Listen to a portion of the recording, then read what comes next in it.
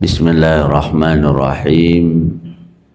Assalamualaikum warahmatullahi wabarakatuh.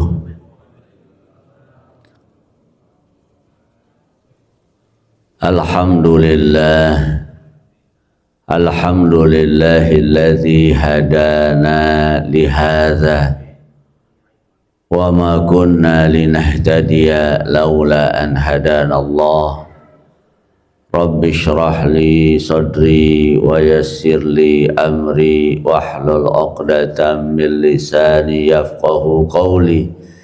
Inna salati wa nusuki wa mahyaya wa mamati lillahi rabbil alamin. Amma ba'd. Jamaah salat subuh Masjid Baitur Rahim rahimakumullah. Ketua DKM Ustadz Ramdhani SAG, Bapak Ustadz Ma'mun, Bapak RW kita, Bapak Mulyadi, segenap pengurus DKM dan tokoh masyarakat semuanya, bapak-bapak dan tidak ketinggalan ibu-ibu, yang mudah-mudahan di subuh ini kita termasuk umat Rasulullah yang didoakan Allahumma barik li ummati fi bukuriha. Begitulah doa Rasulullah untuk orang-orang yang sudah melakukan kebaikan-kebaikan di awal pagi, ketika yang lain masih tidur ya. Masih selimutnya tebal, masih kedinginan, apalagi hari-hari ini. Tapi atas izin Allah ternyata kita bisa mudah meninggalkan rumah kita menuju rumah Allah Subhanahu wa ta'ala. Mudah-mudahan kebiasaan sholat subuh berjamaah dan sholat jamaah lainnya kita bisa lakukan sampai akhir hayat kita. Amin ya rabbal alamin. Salawat dan salam kita sampaikan kepada Rasulullah sallallahu alaihi wasallam dengan membaca salawat Allahumma salli ala sayyidina Muhammad wa ala ali sayyidina Muhammad. Jamaah yang dirahmati Allah Subhanahu wa ta'ala, tidak terasa sekarang kita sudah berada di pekan terakhir bulan Dzulhijjah, bulan yang merupakan akhir dari rangkaian bulan dalam kalender Hijriyah. Insya Allah tanggal 27 Juni kita akan masuk tahun yang baru, Muharram 1447 Hijriah. Ini adalah momen yang sangat luar biasa untuk bisa kita ambil ibrah dan pelajarannya. Tidak sederhana ketika kalender Islam dinisbatkan dengan nama kalender Hijriyah. Apa momen yang diambil? Kapan kalender Hijriyah itu dimulai? Sejak hijrahnya Rasulullah sallallahu alaihi wasallam dan para sahabat dari kota Mekkah ke kota Madinah. Ini yang sering kita sebut titik balik ya. Titik balik yang tadinya begitu berat, kemudian puncaknya ketika Allah Subhanahu wa ta'ala perintahkan Rasul dan sahabat untuk pergi meninggalkan kota Mekkah. Itu adalah ujian yang paling berat, pengorbanan yang paling besar. Tapi ternyata di balik itu Allah hendak berikan kemenangan-kemenangan kepada Rasul dan para sahabat. Jadi kalau kita lihat sejarah Islam itu kurvanya begitu. 13 tahun Nabi berdakwah di kota Mekah. Tes. Nah, mungkin megangnya salah kali ya. Masya Allah. Ini ada ininya nih, ada tempelannya. Jadi kalau kita lihat perjalanan dakwah Islam zaman Rasulullah dan para sahabat tuh kurvanya begitu. 13 tahun itu perjalanan yang berat ya. Mungkin kalau kita bisa ini kan begini ya. Dimulai dari dakwah terus berat. Tapi kemudian puncaknya adalah hijrah. Hijrah itu diperkirakan secara kasat mata, oh Islam udah habis nih. Islam udah selesai. Rasul tidak berhasil mendakwahkan Islam sampai harus meninggalkan kota kelahirannya. Tapi ternyata tidak seperti itu jamaah dirahmati Allah. Memang hijrah itu puncak pengorbanan. Kalau kita lihat rangkaian sebelum itu, dimulai dari tahun ke-10, ketika sering saya sampaikan itu adalah tahun kesedihan Nabi. Ketika meninggal pamannya Abu Talib, orang yang setia mendampingi Nabi. Orang kafir nggak berani berbuat sewenang-wenang karena ada pamannya Abu Talib.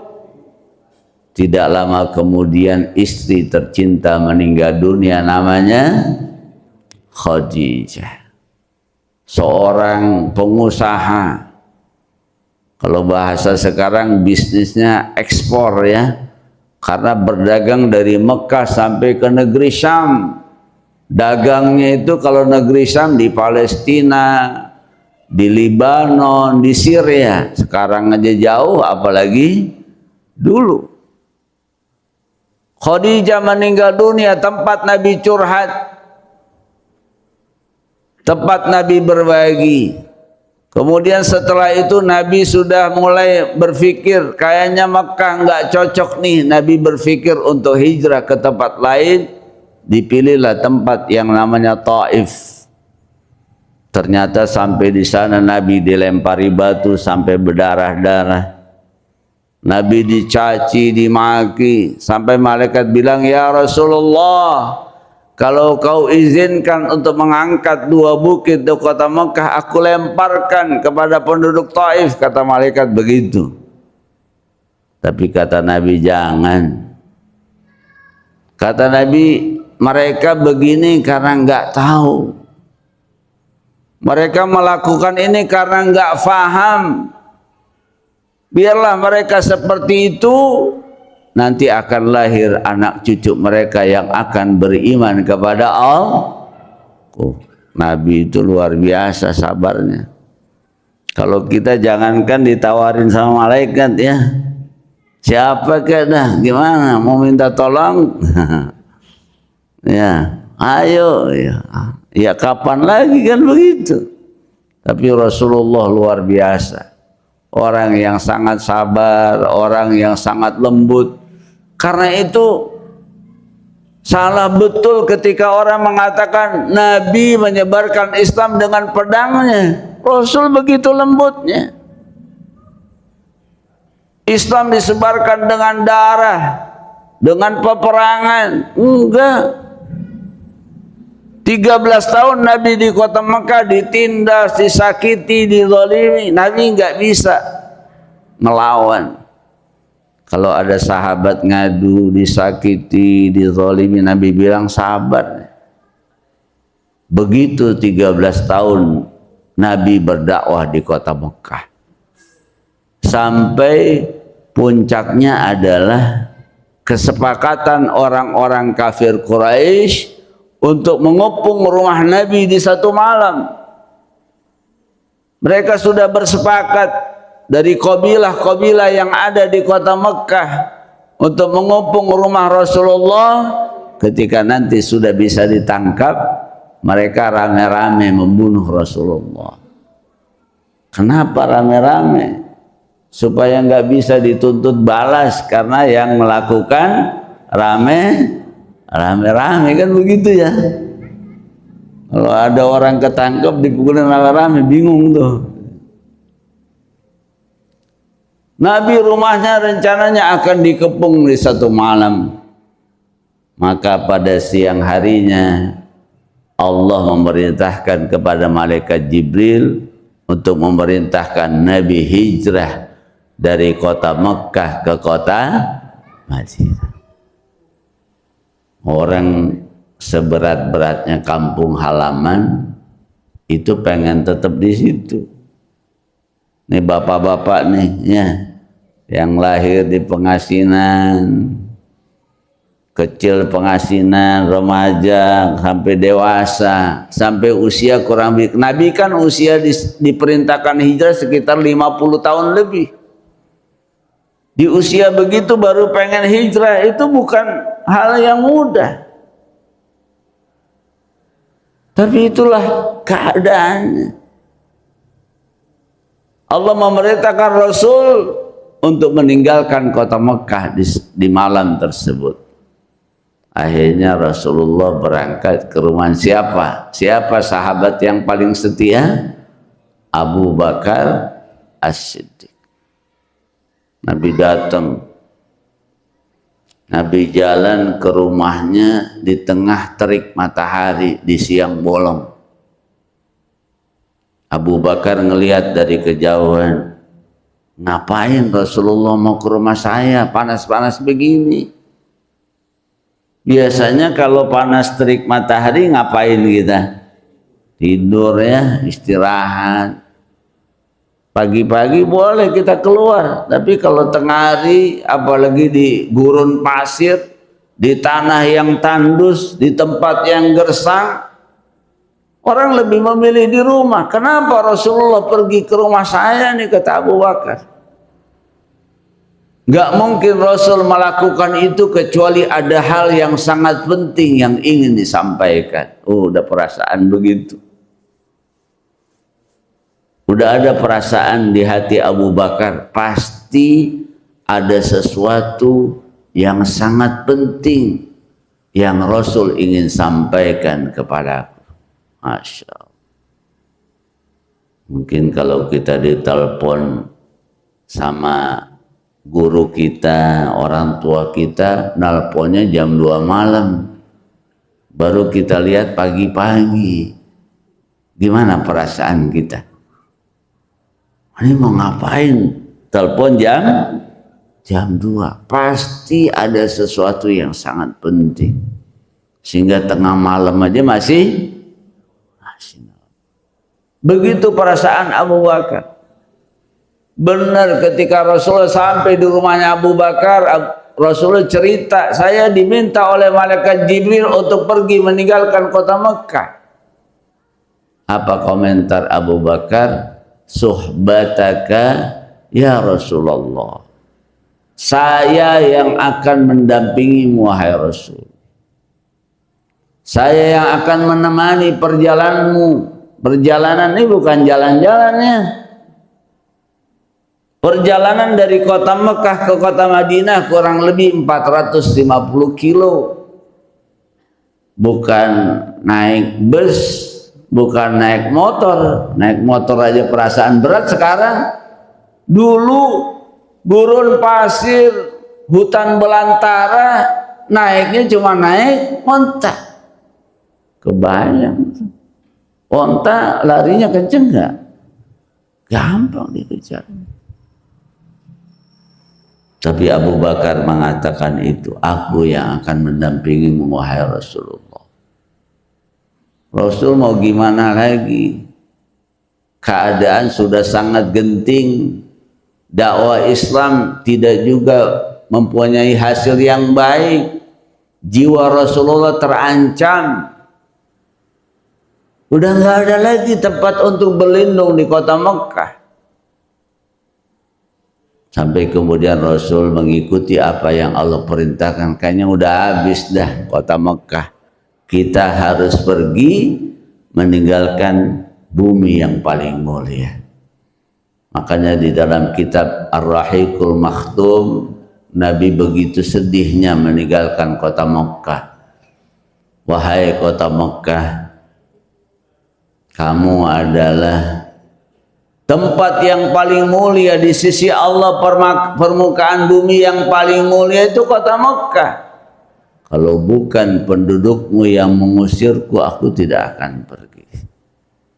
Tapi aku terpaksa meninggalkan. Kan kita tahu kota Mekah adalah tanah haram. Sekali kita sholat di Masjidil Haram, berapa kali dibanding di Masjid Baitur Rahim Pengasinan? Berapa kali itu?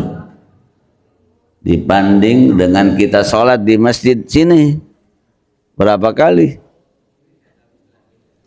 Sampai nah ini bisa tes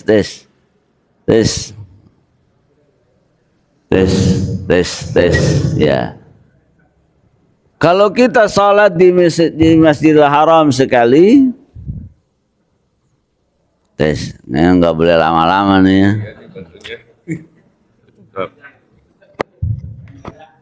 Iya, Masya Allah. Tes. Kalau kita sholat di Masjidil Haram satu kali sama dengan sholat di Masjid Baitur Rahim 100.000 kali. Nah, 100.000 kali itu. Sehari semalam sholat 5 waktu. Kalau 100.000 kali tinggal dibagi 5 tuh 20.000 hari. 20.000 hari berapa tahun? Taruhlah setahun kita lebihin 400 hari. Jadi sekali kita sholat di Masjidil Haram sama dengan sholat di tempat ini 50 tahun. 2 kali sholat di sana 100 tahun. Tinggal dikali aja. Makanya begitu sedihnya Rasulullah, kalau bukan pendudukmu yang mengusirku, aku tidak akan pergi, kata Rasulullah. Karena engkau adalah tempat yang paling mulia di muka bumi. Engkau adalah tempat yang paling baik di muka bumi ini. Begitu sedihnya Rasulullah Sallallahu Alaihi.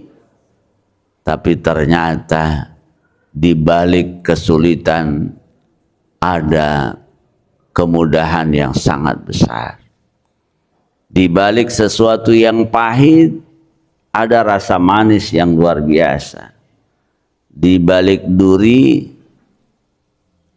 ada mawar, ya. Di balik durian ada isinya yang enak. Begitu kira-kira perjalanan hijrahnya Rasulullah. Ketika Rasul sampai di kota Madinah, Masya Allah disambut luar biasa. Karena sudah banyak orang yang beriman kepada Allah sebelum Nabi pindah ke Madinah. Kalau di Taif beda, sampai di sana dilempari batu, diusir, dicaci maki, dimarahi. Tapi di kota Madinah Nabi disambut dengan gegap gempita. Karena ternyata sudah banyak orang-orang Madinah yang masuk Islam. Bahkan mereka begitu senangnya Rasul akan tinggal di kota Madinah. Betapa bahagianya mereka. Rasul yang selama ini diceritakan, kan dulu sudah mulai tuh ada yang beriman. Ceritanya gimana? Banyak orang Madinah itu dagang di kota Mekah. Karena kota Mekah itu adalah pusat perdagangan. Mereka datang dari Madinah ke kota Mekah, dagang di sana. Rasul nyari-nyari nih, siapa nih kira-kira yang bisa diajak beriman kepada Allah. Rasul ajak ngobrol-ngobrol, ternyata tertarik. Dari 13 orang pulang lagi ke kota Madinah. Berikutnya mereka bawa dari 13 jadi 75, begitu. Sampai kemudian Islam sudah menyebar di kota Madinah sebelum Nabi hijrah ke sana. Nabi disambut Nabi ditunggu-tunggu, ya layaknya mungkin Ustaz Abdul Somad datang ke Masjid Baitur Rahim ya, belum datang aja udah pada kerumunan ya.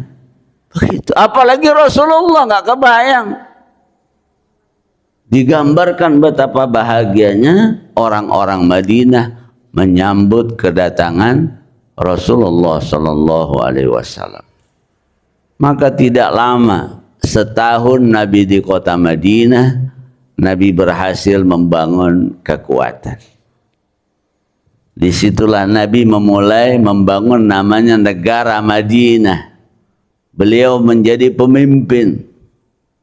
Rasul mulai mengadakan perjanjian-perjanjian dengan suku-suku yang ada di sekitar kota Madinah. Ada Bani Quraidah, ada Bani Nadir. Nabi ajak membuat kesepakatan. Gimana nih kita sepakat? Kalau ada yang menyerang kamu, kami ikut membela. Kalian juga begitu. Kalau ada yang menyerang kita, kalian ikut membela. Ada kesepakatan. Tahun pertama. Tahun kedua, Nabi berhasil membangun kekuatan lebih besar. Karena jalur kota Madinah adalah jalur perdagangan juga yang dilewati oleh penduduk Mekah ketika mau dagang ke negeri-negeri yang lain. Nabi buat perjanjian-perjanjian dengan kabilah-kabilah yang ada di jalan itu. Sampai kemudian ketika umat Islam sudah mulai ada kekuatannya, terjadilah di tahun kedua Hijriah yang namanya Perang Badar.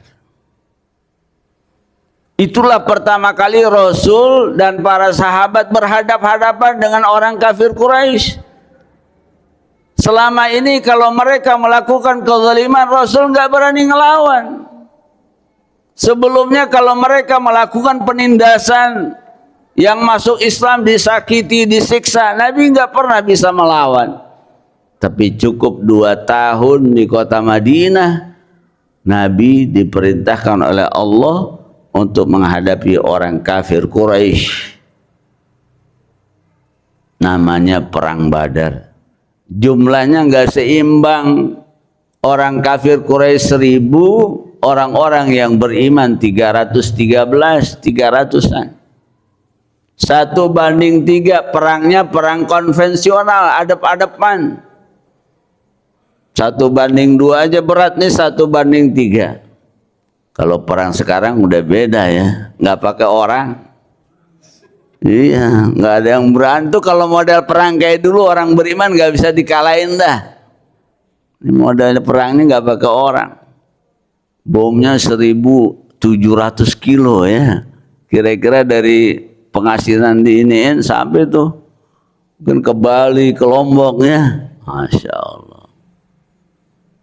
Pesawatnya juga udah nggak pakai orang, dikirim drone. Masya Allah. Kalau dulu 1.000 orang kafir, orang muslimnya cuman 300. Tapi atas izin Allah, Allah berikan kemenangan. Allah turunkan tentara dari para malaikat, diceritakan dalam Al-Quran, yang akhirnya Allah memberikan kemenangan kepada orang-orang yang beriman. Jadi menangnya itu bulan Syawal, karena perangnya kan terjadi di bulan Ramadan itu. Jadi perang Badar itu terjadinya saat orang-orang beriman sebagian besar sedang menjalankan ibadah puasa. Bayangin tuh, puasa-puasa berjihad. Kemudian di bulan Syawal mendapatkan kemenangan. Karena itu lafaz takbiran yang biasa kita kumandangkan, isinya adalah kebahagiaan karena Allah berikan kemenangan. Sadaqa wa'dah wa nasara 'abdah wa azza jundah wa hazamal ahzaba wahdah. Sadaqa wa'dah, sungguh benar janji Allah Subhanahu wa taala, orang-orang yang beriman pasti menang. Orang-orang yang zalim pasti kalah, tinggal butuh kesabaran. Kayak sekarang nih. Pasti orang-orang Yahudi Allah akan berikan kekalahan, tinggal orang-orang yang beriman ini mesti sabar. terus yakin kepada Allah. Wa nasara abdah, Allah berjanji akan memberikan pertolongan kepada hamba-hambanya. Cuma mereka perlu ikhtiar. Nah sekarang ini memang ya persenjataan ya. Kalau yang nggak punya nuklir mah ngeri. Cuma Indonesia ditakut-takuti sampai sekarang nggak bisa buat senjata nuklir. Wa azza jundah, Allah yang menguatkan tentara-tentaranya. Wa hazamal ahzaba wahdah, Allah yang mengalahkan musuh-musuhnya. Begitu. Perang Badar itu terjadi tahun kedua Hijriah. Kemudian Rasulullah dan para sahabat mendapatkan kemenangan. Bayangkan 13 tahun terusir dari kota Mekah, hanya 2 tahun bisa mengalahkan orang-orang kafir Quraisy. Luar biasa. Kemudian setelah perang Badar terjadi lagi perang namanya perang Uhud, balas dendam tuh orang-orang kafir Quraisy. Jadi ceritanya selesai perang Badar langsung tuh orang-orang kafir kumpul lagi. Ah, kita kalah nih. Ayo kita kumpul lagi, jangan lama-lama kita balas dendam. Kemudian terjadilah perang Uhud. Di atas kertas Rasul dan para sahabat sudah hampir menang. Sudah pasang strategi yang sangat bagus. Ada pasukan pemanah di atas bukit. Ini kalau jamaah pergi umrah atau haji, biasanya diajak jalan-jalan tuh ke Bukit Uhud. Di atas bukit Rasul menetapkan pasukan pemanah di sana. Rasul berpesan, apapun yang terjadi pasukan pemanah jangan bergerak. Kalau menang tetap di situ, kalau kalah tetap di situ. Jangan bergerak. Kemudian kelihatan orang-orang yang beriman akan mendapatkan kemenangan. Yang di atas tergiur, oh banyak banget tuh harta rampasan perang. Akhirnya mereka meninggalkan Bukit Uhud, Bukit Ar-Rumah. Mereka mencari, mengumpulkan harta rampasan perang. Ketika orang-orang yang beriman dari Bukit Pemanah turun, Khalid bin Walid waktu itu masih belum beriman kepada Allah, menjadi pemimpin yang berhasil membalikkan fakta.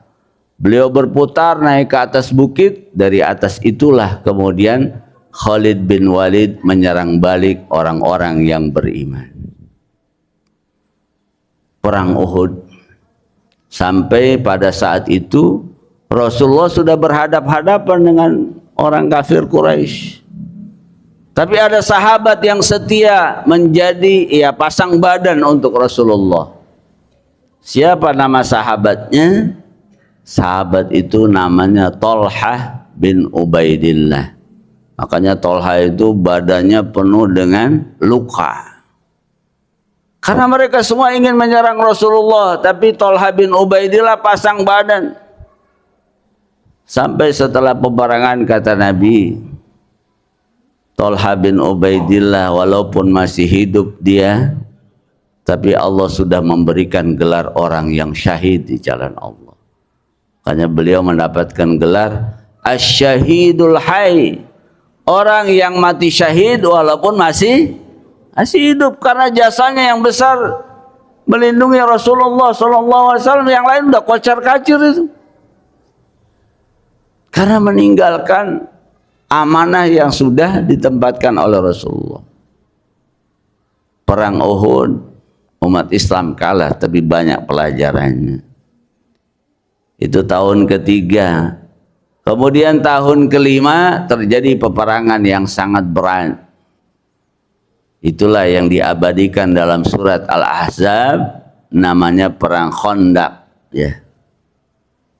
Jadi Rasul di kota Madinah, kalau biasanya kan perang itu janjian, oke di Badar, kemudian di Uhud ya.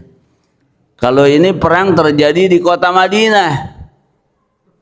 Musuhnya bukan lagi orang kafir Quraisy saja. Orang kafir Quraisy ngajakin yang lain. dia datang ke Bani Quraidah, dia datang ke kabilah-kabilah yang lain yang tidak beriman kepada Allah. Ayo kita perangin bareng-bareng Rasul dan para sahabat di kota Madinah. Nah, mereka janjian, kalau bahasa sekarang tuh sekutu ya, ngajakin yang lain, nggak berani sendiri. Nah, karena sendirian tuh udah 2 kali hampir kalah. Perang Badar kalah, perang Uhud juga udah hampir kalah. Orang kafir Quraisy ngajakin kabilah yang lain, sampai berkumpullah pasukan yang siap menyerang kota Madinah, kurang lebih 10.000 orang. Dulu perang Badar 1.000, ini 10.000 karena gabungan dengan kabilah-kabilah yang lain. Mau nyerang nih, nyamperin. Kan kalau nyamperin berarti kekuatannya besar. Nyamperin. Berapa orang umat Islam yang tinggal di kota Madinah? Dikumpulkan bapak-bapaknya, ibu-ibunya, sampai anak-anaknya, ternyata jumlahnya hampir sama, 10.000 orang. Jadi yang satu 10.000 pasukan yang siap berperang, kemudian orang beriman 10.000 udah campuran. Ada ibu-ibu, ada kakek-kakek, ada anak-anak. Masya Allah. Perangkat nih orang-orang kafir Quraisy bersama pasukan dari kabilah yang lain. Sampai di dekat kota Madinah sudah ada tuh berita-berita mereka akan menyerang kota Madinah. Makanya sebutannya perang Khandaq atau perang Ahzab. Perang Ahzab itu karena perang Nabi melawan beberapa musuh. Ahzab. Ahzab itu jamak dari hizb. Kalau hizb itu satu, ahzab itu melawan sekutu. Mereka bareng-bareng bersepakat untuk menyerang Rasulullah. Ketika mereka terus semakin dekat dengan kota Madinah, akhirnya kita bersambung oleh bulan depan. Tinggal 5 menit. Iya. Tes, alhamdulillah. Sampai di mana tadi? Lupa. Perang Ahzab. 10.000 orang ini semakin dekat dengan kota Madinah. Sampai ternyata di antara orang yang sudah beriman ada yang namanya Salman. Salman disebut dengan Salman Al-Farisi. Kenapa Al-Farisi? Karena aslinya orang Persia. 2 kekuatan dunia pada saat itu adalah Persia dan Romawi. Ya kalau sekarang Amerika sama Rusia lah kira-kira gitu. Indonesia mudah-mudahan nanti ya. Tinggal harus ada kehebat-hebat nih buat drone, senjata nuklirnya. 2 kekuatan besar dunia saat itu Persia dan Romawi. Salman dari bangsa Persia beriman kepada Allah. Ya tentunya bangsa-bangsa besar itu punya strategi perang yang berbeda. Mereka udah canggih, kalau kita masih pakai tombak, ya pakai bambu runcing. Kalau bikin ini petasan ya baru pakai bambu ya. Kalau mereka udah luar biasa. Kemudian Salman memberikan usulan kepada Rasulullah. Kata Salman, kami di bangsa Persia, kalau ada peperangan seperti ini biasanya kami bangun parit.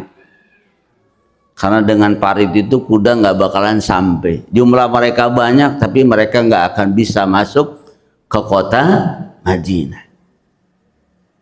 Nggak sampai tuh, walaupun jumlah mereka 10.000 orang, kalau mereka nggak masuk ya nggak bisa ngapa-ngapain. Paling cuma panah tombak dari jauh, tapi tidak bisa menerobos masuk gerbang kota Madinah. Rasulullah setuju dengan usulan Salman. Digali itu parit. Pokoknya seukuran kuda nggak bisa lompat. Seukuran mereka nggak bisa masuk kota Madinah. Digali. Rasulullah juga ikut. Diceritakan dalam kitab Sirah Nabawiyah Itu kalau mereka nggak sanggup menghancurkan batu-batu, ini kan tanahnya tanah bebatuan ya, nggak kayak tanah di sini merah semua. Ketika ada tanah batu yang keras, mereka bilang kepada Rasulullah, tapi Rasul Allah berikan kekuatan bisa memecahkan. Ketika mereka mulai mengeluh, ya Rasulullah lapar nih, udah ganjal satu batu perutnya. Kata Rasulullah, alhamdulillah aku juga ada diganjal 2 batu katanya. Begitu Rasulullah. Sampai ketika itu berhasil dibangun, parit itu sudah dibuat, mereka sampai ke kota Madinah, nggak bisa ngapa-ngapain, masuk nggak bisa, tertahan di luar kota Madinah. 10.000 orang mau masuk nggak bisa. Kalau mereka masuk ke dalam parit ya tinggal diserang sama orang-orang yang beriman. Dijaga tuh pinggirannya, perbatasannya itu adalah parit. Dari hari ke hari, pekan, sampai kurang lebih 30 hari Rasulullah dikepung. Itu juga perang yang sangat berat. Walaupun tidak jadi mereka masuk kota Madinah, tapi genting. Sampai di dalam fikih sunnah diceritakan, pada perang itu Rasul dan para sahabat sampai lupa sebagian sholatnya. Jadi pernah Umar bilang kepada Rasul, saya lupa tadi sholat duhur sama sholat asar nih, baru ingat malamnya. Kata Rasul, saya juga lupa. Saking beratnya peperangan saat itu, sampai malamnya itu diqadha beberapa sholat sekaligus. Kemudian disyariatkanlah sholat khauf, sholat dalam keadaan takut di perang Ahzab. Ini juga menunjukkan sholat itu adalah ibadah yang nggak ada liburnya. Sholat itu adalah ibadah yang tidak ada berhentinya. Setiap saat wajib sholat. Sampai dalam keadaan perang sekalipun, kondisi tidak memungkinkan, Rasul tetap diperintahkan oleh Allah untuk melaksanakan ibadah. Makanya udah nggak ada alasan dah. Apalagi kita di tempat yang nyaman. Terus sampai 30 hari kemudian Allah berikan pertolongan. Bekal mereka sudah habis. Ya namanya perang tadinya mau sekaligus ya, paling 2-3 hari, paling lama sepekan. Ternyata sampai sebulan. Mereka nggak siap tuh bawa bekal yang banyak untuk bawa makanan, tinggal di sekitar kota Madinah. Mereka pasang tenda, kemudian Allah turunkan angin puting beliung sehingga berantakan itu. Kemudian mereka kembali ke kota Mekah tanpa ada hasil yang mereka harapkan. Ketika perang Ahzab, Allah berikan kemenangan, semakin kuat kepercayaan diri orang-orang yang beriman. Kita ngadepin mereka bareng-bareng aja, mereka kalah, kira-kira gitu ya. Mereka sudah bersekutu mengajak kabilah-kabilah yang lain, sampai banyak suku di kota Madinah yang tadinya sudah ada perjanjian dengan Nabi, mereka langgar, mereka khianati perjanjian itu. Tapi Allah berikan kemenangan. Makanya setelah itu kata para sahabat, udahlah kita yang nyamperin mereka habis ini. Kita yang pergi mendatangi kabilah-kabilah yang sudah berkhianat. Itu tahun ke-5 Hijriah. Jadi tahun ke-5 Hijriah itu 5 tahun setelah hijrah, Nabi bisa menghadapi musuh yang bersekutu bareng-bareng ingin memerangi Rasulullah dan para sahabat. Kemudian tahun yang ke-6 Nabi bermimpi. Mimpinya apa? Nabi cerita kepada para sahabat, tadi malam aku bermimpi tawaf di Ka'bah di Masjidil Haram, berkeliling Ka'bah melaksanakan ibadah umrah. Tadinya kan nggak kebayang Mekah adalah tempat yang berat buat Rasulullah. Yang ada di benak Nabi adalah kota yang banyak terjadi di dalamnya kezaliman. Sahabat disiksa, disakiti, tapi kok mimpinya Rasul menjalankan ibadah umroh di kota Mekah.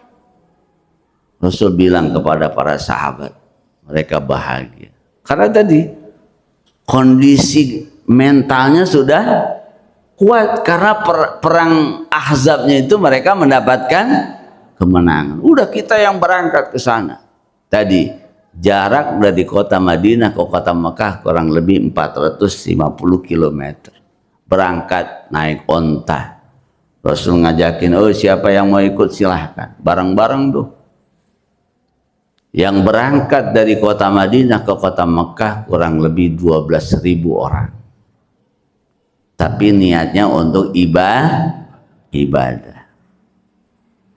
Dari Madinah sampai ke perbatasan namanya Bir Ali atau Zulhulaifah. Disitulah Nabi dan para sahabat ganti pakai pakaian ihram. Karena mau umroh, bukan mau perang. Ingin melaksanakan ibadah, bukan untuk perang. Kelihatan tuh 12.000 orang banyak ya. Apalagi dulu, sekarang aja banyak 12.000 orang jalan. Naik onta, naik kuda, dari kejauhan sudah kelihatan. Ada apa ini? Tapi kok Rasul dan para sahabat pakai pakaian ihram, bukan pakai pakaian perang. Akhirnya Rasul minta, ada sahabat yang diminta lebih dulu, coba lihat apa yang hendak dilakukan oleh orang-orang kafir Quraisy. Kemudian sahabat itu ngecek sampai dilihatlah, oh ternyata mereka sedang menyiapkan pasukan untuk menyerang Rasulullah. Walaupun Rasul pengen ibadah, mereka menyiapkan tentara. Pimpinannya siapa? Yang dipilih jadi pemimpin dari kafir Quraisy adalah Khalid bin, masih belum beriman kepada Allah. Terus akhirnya sampai di satu tempat namanya Hudaybiyah. Di Hudaybiyah itu Nabi di stop, nggak boleh tahun ini berangkat umroh. Kota Mekah nggak boleh dimasuki. Tahun depan boleh dah, sekarang jangan. Bayangin orang udah jauh-jauh berangkat ya, 450 kilo, udah tinggal dikit lagi masuk kota Mekah. Mereka bilang, entar.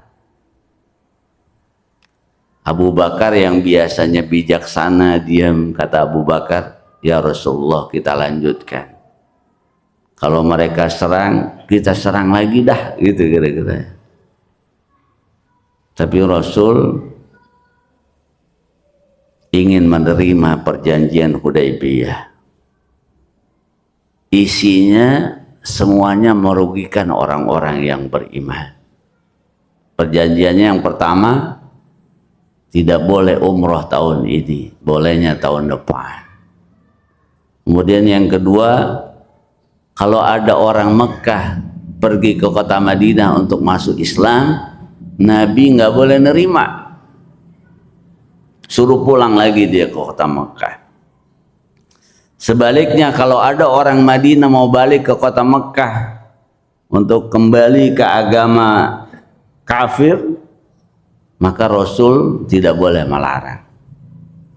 Kemudian yang terakhir, yang menandatangani dari orang yang beriman, tulisannya jangan Rasulullah, tulisnya namanya langsung Muhammad. Semua isi perjanjian itu ditolak oleh para sahabat. Ini enggak seimbang, ini perjanjian yang kalau kita nurut kita kalah. Tapi Rasulullah menerima perjanjian itu. Para sahabat masih enggak mau nerima. Sampai Rasulullah tanpa banyak berbicara, beliau mencukur rambutnya. Itu kan udah pakai pakaian ihram ya. Belum masuk kota Mekah, belum tawaf, belum sa'i, kemudian Rasul mencukur rambutnya dan menyembelih kambing. Ketika Rasul sudah cukur rambut, akhirnya para sahabat ngikut semuanya. Karena dengan tahallul itu sudah boleh berganti pakaian ihram jadi pakai pakaian biasa.